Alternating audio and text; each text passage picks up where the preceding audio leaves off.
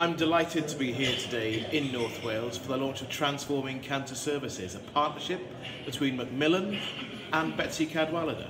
We recognise that the more we listen to patients, the more we'll learn about what we do well and what we need to improve. So a real pleasure to be here, and I look forward to seeing the difference this will make with and for people with cancer and living beyond cancer.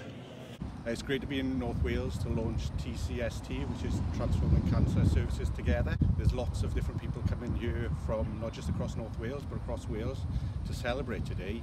It's an exciting, it's a brave development to make sure that we are providing the best possible service for patients. At its heart will be co-production, and by that I mean working with patients and not doing it to patients. So it's a great day. Everybody in the room is enthusiastic. And what we want to really do is show improvements.